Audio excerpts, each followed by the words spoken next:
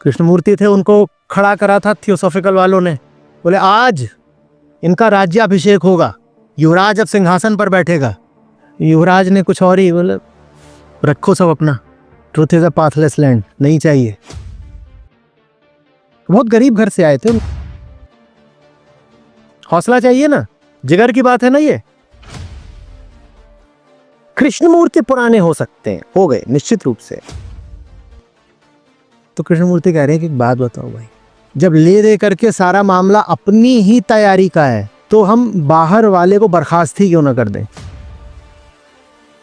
पोथी पढ़ पढ़ जगम हुआ, ये बात तो कब की बोली जा चुकी है कि ग्रंथों से बात बनती नहीं है। दूसरों को मैंने वर्जित नहीं कर दिया, जो भी सिखाने आएगा हम तो उसके आगे झुक जाएंगे।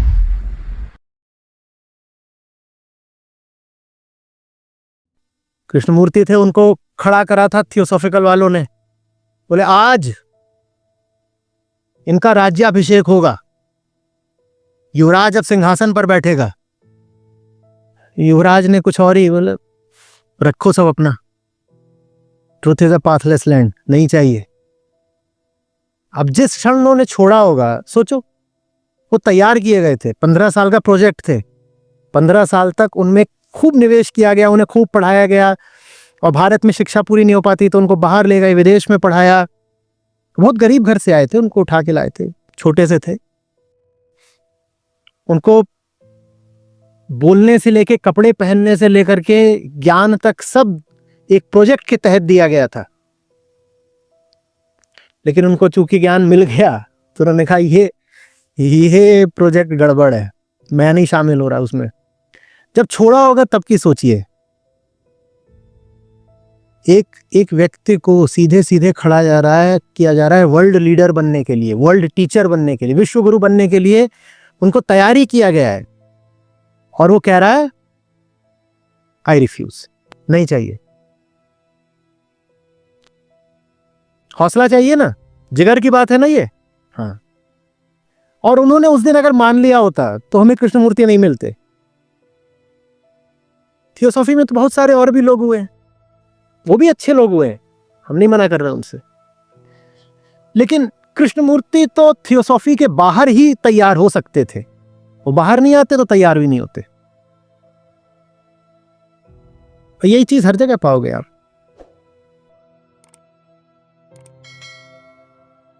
नमस्ते आचार्य जी। आचार्य जी, क्या जिद्दू कृष्णमूर्ति पुराने हो गए हैं? सत्य का कोई समय ही नहीं होता तो वो पुराना कैसे हो जाएगा?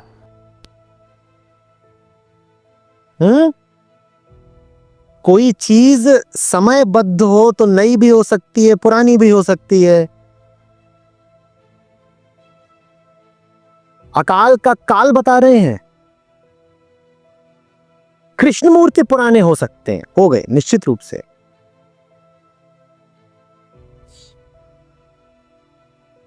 उनकी बात थोड़ी ही कभी पुरानी हो जाएगी, और उसका प्रमाण यह है कि जैसे आज आपको उनकी बात से प्रेम है, अगर ये पृथ्वी कायम रही तो आज से 5000 साल बाद भी लोगों को उनकी बात से प्रेम रहेगा। सत्य तो कालातीत होता है ना।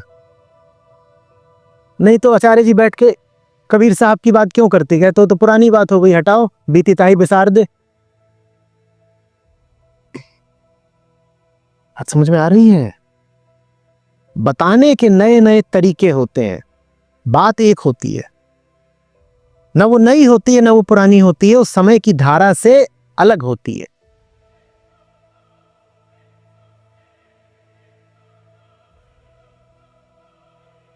कृष्णमूर्ति तो साधन मात्र है। साध्य क्या है? सत्य। साधन पुराना हो जाएगा, वो साध्य, वो सत्य थोड़ी पुराना हो जाएगा। और पुराना साधन भी आवश्यक नहीं है कि अनुपयोगी हो गया हो। अनुपयोगी हो सकता है, पर यह भी आवश्यक नहीं है कि पुराना साधन भी अनुपयोगी हो ही गया हो। कुछ साधन होते हैं जो पुराना होने के साथ अनुपयोगी हो जाते हैं, कुछ साधन होते हैं जो पुराना होते हुए भी उपयोगी बने रहते हैं। लेकिन उस पर मैं जोर नहीं दूंगा। साधन अगर पुराना हो गया हो, अनुपयोगी हो गया हो, यूजलेस हो गया हो, जो आपकी विधि है, जो मेथड है, वो कालबद्ध हो सकती है, और अगर वो पुरानी हो जाए, अनुपयोगी हो जाए, तो छोड़ दो। विधि में कोई विशेष नहीं बात। तुम बदल रहे हो और तुम्हारे बदलाव के अनुसार तुम्हारे लिए हो सकता है कोई नई विधि ज्यादा उपयोगी हो, तो नई विधि अपना लो। लेकिन जो लक्ष्य है, जो साध्य है, जो डेस्टिनेशन है, वो कभी पुरानी नहीं होती, वो एक ही रहती है। उसी की ओर 21वीं शताब्दी वाला भी इशारा कर रहा है, 15वीं शताब्दी वाले ने भी किया, और ये सब जो हम शताब्दियों की बात कर रहे हैं ना, ये तो काल के पलक झपकने बराबर समय है। हमारे लिए शताब्दी बड़ी बात होती है। अस्तित्व की दृष्टि से देखो तो शताब्दी क्या है? कुछ नहीं।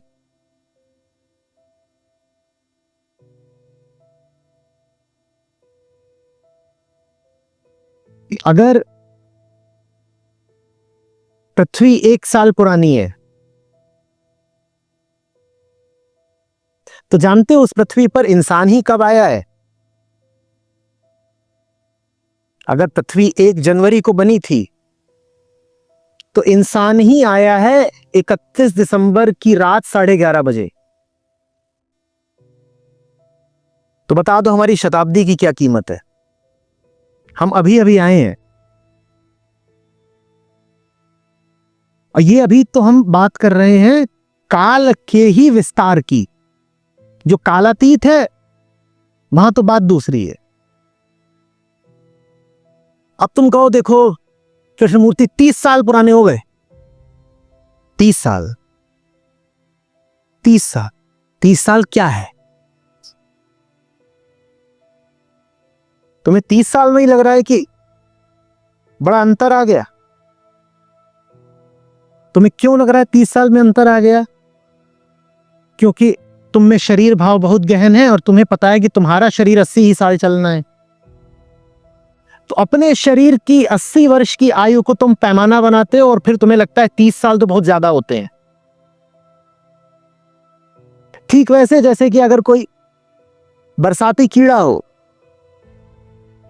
जिसकी पूरी उम्र 1 दिन की होती हो, ऐसे कीड़े होते हैं, वो जीते ही बस 1 दिन के लिए, फिर मर जाते हैं। तो उस कीड़े से तुम बोलो कि अगले रविवार को मिलेंगे, अरे साहब क्या बात करते हो? उसके लिए बहुत बड़ी बात है 1 हफ्ता। वो जीता ही 1 दिन है। वैसे ही तुम्हें 80 साल लग रहा है या 30 साल लग रहा है, बहुत बड़ी बात हो गई। अरे अभी अभी तो है कृष्णमूर्ति, कल ही तो थे। कबीर, वो भी कल ही थे। एक क्षण ही तो बीता है।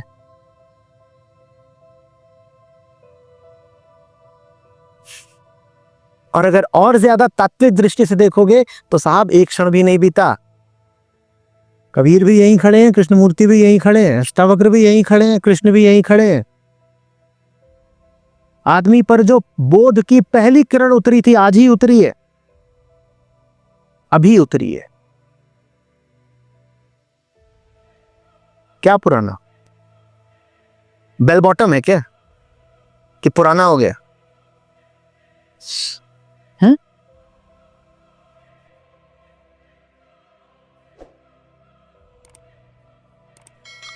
ब्रह्माचार्य जी, ये कृष्णमूर्ति जी का कोट है, ऑब्जर्वर इज द ऑब्जर्व्ड। जरा स्पष्टीकरण करें उसमें। हमने भी बात करी ना, अनुभव अनुभोक्ता पर आश्रित होते हैं। जैसे आप हो वैसा ही आप देखोगे, जैसे आप हो वैसे ही आपके अनुभव होंगे। जो आप हो वही आपको दिखाई दे जाएगा।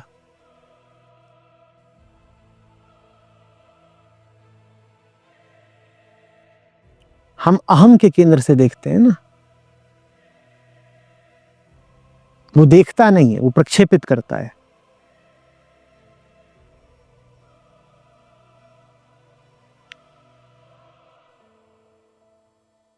कल बात करी थी ना कि अभी ऊपर से थोड़ा सा प्लास्टर गिर पड़े तो घटना एक है, लेकिन सबका अनुभव अलग अलग होगा। सब उस घटना को अलग अलग दृष्टि से देखेंगे। यही बात है, the observer is the observe. आप जैसे हो वैसा ही आपका ऑब्जर्वेशन हो जाएगा।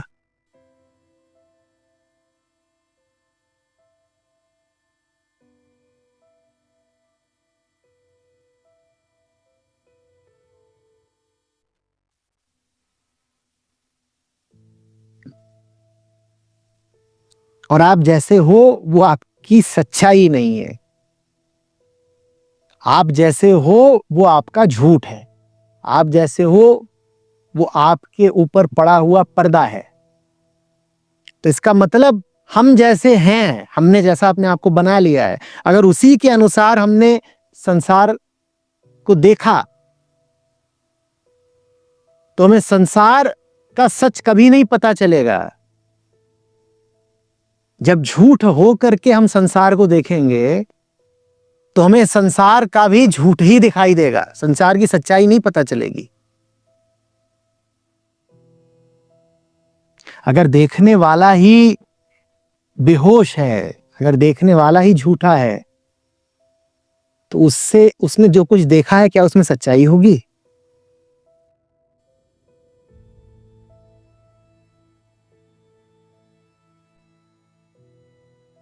बार बार कृष्णमूर्ति साहब ये कहते हैं कि कोई गुरु की आवश्यकता नहीं। हाँ हाँ, क्योंकि सब अपने ही हैं, जिम्मेदारी सारी अपनी है, तो बाहर वाले का फिर नाम भी लेने की तकलीफ काय को करनी है। और जो गुरु है वो सर्वप्रथम आंतरिक है। बस मैं कह रहा हूं सर्वप्रथम आंतरिक है, कृष्णमूर्ति कह रहे हैं मात्र आंतरिक है। ठीक है, एकदम शुद्धतम बात उन्हीं की है, वो स्वीकार करिए, वो ठीक है। क्योंकि देखिए अगर अंदर वाला सुनने को राजी हो गया तो दीवारें भी बोलती हैं, फिर पत्थर भी सिखाते हैं, फिर चिड़ियों का गीत भी गीता हो जाता है। तो बात तो अपनी रजामंदी की है, अपनी परिपक्वता कितनी है, उसके बाद सब कुछ सिखाने ही सिखाने लग जाएगा। फिर क्या हम किसी विशिष्ट सजन या विशिष्ट गुरु की तलाश करेंगे? कृष्णमूर्ति साहब कहते हैं ना तो ग्रंथों की जरूरत है और ना बाहर वाले गुरु की जरूरत है। तो वो क्या चीज है? वो चाह रहे हैं सारी जिम्मेदारी अपने ऊपर लेना। आप देखिए वो जो कर रहे हैं वो काम थोड़ा मनोवैज्ञानिक है और वो करना जरूरी भी होता है। वो ये कह रहे हैं कि अगर थोड़ा भी ये कह दिया ना कि बाहर वाला तुम्हारे काम आ जाएगा तो तुम जाके उसकी पीठ पे चढ़ जाते हो। और पीठ पे चढ़ने में भी कोई बुराई नहीं थी, अगर वो तुम्हें अपनी पीठ पे लाद करके अमरपुर पहुंचा सकता तो। कोई तुम्हें तुम्हारी पीठ पर लाद कर अमरपुर नहीं पहुंचा सकता। तो जब होगा बाहर वाला बहुत यशस्वी होगा, ठीक है, साक्षात कृष्ण खड़े हैं, पर कृष्ण भी अर्जुन को अधिक से अधिक क्या कर पा रहे हैं? बोल ही पा रहे हैं। वो नहीं सुनने को राजी। एक श्लोक में भी तो काम हो सकता था, 700 श्लोकों तक मामला खींच रहा। और हम जानते हैं, हमको ग्रंथ बताते हैं कि उसके बाद भी अर्जुन को पूरी तरह बात। तो कृष्णमूर्ति कह रहे हैं कि एक बात बताओ भाई, जब ले दे करके सारा मामला अपनी ही तैयारी का है तो हम बाहर वाले को बर्खास्त ही क्यों ना कर दें? वो ये कह रहे हैं। और बड़ा मुश्किल होगा ये कहना कि कृष्णमूर्ति गलत कह रहे हैं, क्योंकि उनकी बात को जैसे ही आपने गलत बोला काम गैर जिम्मेदारी का शुरू हो जाता है। उनकी बात को गलत बोलने का परिणाम क्या होगा ये देखिए ना। वो ये कह रहे हैं कि ग्रंथ से भी बात नहीं बननी है, गुरु से भी बात नहीं बननी है, ठीक है। वो बात तो जो कह रहे हैं उन्होंने भी कोई पहली बार नहीं कही। पोथी पढ़ पढ़ जगम हुआ, ये बात तो कब की बोली जा चुकी है कि ग्रंथों से बात बनती नहीं है। इतने घूम रहे हैं पंडित, ये पोथियों में ही पच मरे, इनको क्या मिल गया? तो वही बात कृष्णमूर्ति कह रहे हैं कि देखो तुमको समझना तो खुद ही है, जानना भी खुद ही है। ये भाव कि कोई बाहर वाला चाहे वो शरीर में या ग्रंथ में आकर के कुछ कर जाएगा, ऐसे होगा नहीं। जैसे एक बार कहा था ना, जिंदगी की लड़ाई दूसरों के कंधे पर चढ़ के नहीं लड़ी जाती, भले ही वो कंधा स्वयं श्री कृष्ण का क्यों ना हो। वो भी अर्जुन को अपने ऊपर बैठा के नहीं जिता पाएंगे महाभारत से। तो कृष्णमूर्ति उसी बात को एकदम एक्सट्रीम तक ले जाते हैं। कहते हैं फिर करना क्या है, फिर खुद ही क्यों नहीं ध्यान लगाते, जीवन को स्वयं ही क्यों नहीं देखते।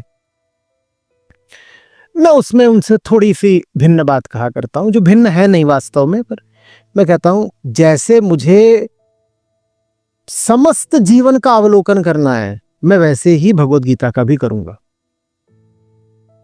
मैं कहता हूं जगत को तो मुझे उसकी पूर्णता में जानना है ना। तो जब मैं एक बिजली के तार पर बैठी हुई चिड़िया को निष्पक्ष भाव से निहार सकता हूं, तो गीता ने मेरा क्या बिगाड़ा है कि मैं गीता को उसी भाव से नहीं पढ़ सकता। जब पूरे जगत से ही मुझे सीखना है, तो मैं ये नहीं कह रहा कि मैं गीता के अलावा किसी और से नहीं सीखूंगा, पर मैं ये भी क्यों कह दूं कि मैं सबसे और से सीखूंगा, बस गीता से नहीं सीखूंगा। जैसे मुझे सबसे सीखना है वैसे मुझे कृष्ण से भी सीखना है, मैं ये कहता हूं। तो एक अति हो गई जब आप कहते हो कि तुम्हें कुछ नहीं करना है, तेरा राम जी करेंगे बेड़ा पार। ये एक अति है, समझ रहे हैं? ये अति पूरी गैर जिम्मेदारी की है। तुम्हें कुछ नहीं करना है, वो आकर के तुम्हें तार देंगे। दूसरी अति वो है जो कृष्णमूर्ति कहा करते हैं। कृष्णमूर्ति कहते हैं सब कुछ स्वयं करना, तुम्हें ही करना है, और मैं इससे सहमत भी हूं। तो मैं उसी बात को थोड़ा और विस्तार में बोलता हूं। मैं बोलता हूं जब तुम्हें ही स्वयं अपना काम करना है और सीखना तुमको जगत से ही है, तो जगत में तो गीता भी आती है ना। जगत में तो गीता भी आती है ना। मैं जा रहा हूं एक राह पर, और उस राह में अगर मदिरालय पड़ रहा है तो मैं उसको तो देख लूं और समझ लूं कि यहां क्या चल रहा है, और मदिरालय के आगे देवालय पड़ रहा है तो उसको ना देखूं समझूं। ये कौन सा तर्क हुआ? तो मैं सबसे सुनूंगा, सबसे समझूंगा, और जैसे मैं सबसे समझता हूं वैसे ही मैं साहब से भी समझ लेता हूं, वैसे ही मैं सबसे समझ लेता हूं। दूसरों को मैंने वर्जित नहीं कर दिया। जो भी सिखाने आएगा हम तो उसके आगे झुक जाएंगे। कृष्णमूर्ति जिन दशकों में बोल रहे थे, 50 के दशक से लेकर 80 के दशक तक, सोचिए भारत में वो दशक कैसे थे। अंधविश्वास, लोग क्या कर रहे थे? पाखंड है, अंधविश्वास है, रूढ़िवादिता है, किसी को कुछ समझना नहीं है। सबको बस जा करके जय भगवान जी की, जय भगवान जी की, और उसमें सब ये पंडित पुरोहित जो हैं वो मेवा छान रहे हैं, ये सब चल रहा था। तो चूंकि ये जो पूरा दुर्व्यवहार था ये एक अति पर था, तो इसको काटने के लिए कृष्णमूर्ति बिल्कुल दूसरी अति की बात करते हैं। किसी भी महापुरुष की बात को उसके काल के संदर्भ में ही समझा जा सकता है ना। वो जो कह रहे हैं वो समझिए किस लिए, वो भारत को देख रहे हैं, पूरे विश्व को भी देख रहे हैं। अभी आजकल लड़ाइयाँ कम हो रही हैं, भाई रूस यूक्रेन की हो गई, नहीं तो इस शताब्दी में बड़ी लड़ाइयाँ कम ही हुई हैं। पर आप 50 के दशक से लेकर के 80 का दशक देखें, और कृष्णमूर्ति के सामने तो विश्व युद्ध भी हुआ था दूसरा। तो उस समय पर कोरिया, वियतनाम, क्यूबन क्राइसिस, ये सब उनके सामने चल रहा था, और ये लंबी लड़ाइयाँ थी, ठीक है। तो वो देख रहे हैं कि वॉर किस वजह से हो रहा है, वो देख रहे हैं कि जगत में पाखंड कितना है। भारत की ओर देख रहे हैं, गरीबी कितनी है, जाहिली कितनी है, शिक्षा कितनी है। उसके बाद भी उल्टी पुल्टी धार्मिकता में लोग समय लगाते हैं, पैसा लगाते हैं, बेवकूफ़ बनते हैं। तो उनको ये बोलना पड़ा कि I completely reject all authority, all gurus, all scriptures, which is something that one has to agree with. बिल्कुल ठीक बात बोली उन्होंने। एक चीज और है जड़ जी, जैसे कि आपने अभी भी कहा कि वो जब थियोसॉफी वालों ने उनको कहा कि आप आइए वर्ड टीचर बनिए, तो उन्होंने वो डिनाई कर दिया कि ट्रूथ इज द पाथलेस। लेकिन उसके पहले ये है कि लीड बीटर और एनी बेसेंट जी ने काफ़ी उनको मेहनत सहायता करी थी। और ग्रंथ पढ़वाए। हाँ। लेकिन कृष्णमूर्ति साहब उसको भी डिनाई कर देते हैं कि मैंने कुछ नहीं पढ़ा। नहीं, वो संकेत दे रहे हैं, वो कह रहे हैं मैं जो अब हो गया हूं, मैं हूं मौलिक। तो जो दूसरा मैं था उसने पढ़ा होगा, इस मैंने नहीं पढ़ा है। कृष्णमूर्ति साहब की लगभग पहली किताब थी, उसका आप जानते हैं क्या शीर्षक है? Eight the feet of the master. जो कह रहे हैं कि मैं किसी गुरु में विश्वास नहीं रखता, उनकी अपनी किताब का ही शीर्षक, छोटी सी पतली सी, at the feet of the master. लेकिन उसमें उन्होंने अपना नाम कृष्णमूर्ति नहीं रखा है। आप देखेंगे कि इसका ऑथर कौन है, तो उसमें उन्होंने अपना नाम रखा है, देखना eight the feet of the master में। तो वो उनका ये कहना था, वो कोई और था जिसने सीखा, और चूंकि उसने पूरा सीख लिया इसलिए अब मैं कोई और हूं, ऐसे वो कह रहे हैं। अल्सियोनी, अल्सियोनी।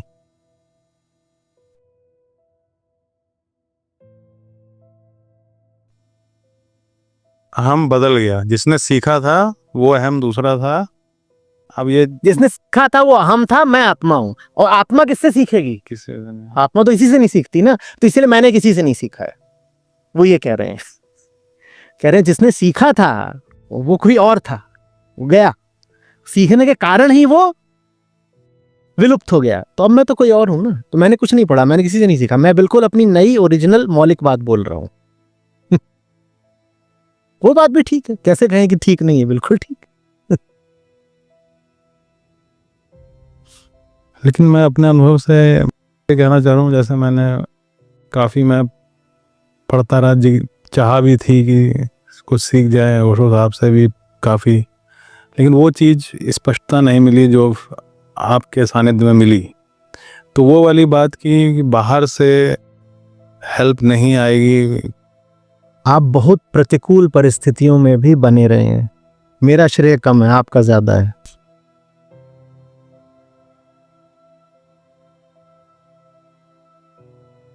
ठीक है, तो मैं कुछ नहीं कर सकता, मैं बहुत छोटी चीज हूं। इतने लोग हैं जिन तक मेरी बात पहुंचती है, उसमें राई बराबर किसी को लाभ होता होगा। आपको अगर लाभ हुआ है तो श्रेय, क्रेडिट आपको जाता है, मुझे बहुत कम।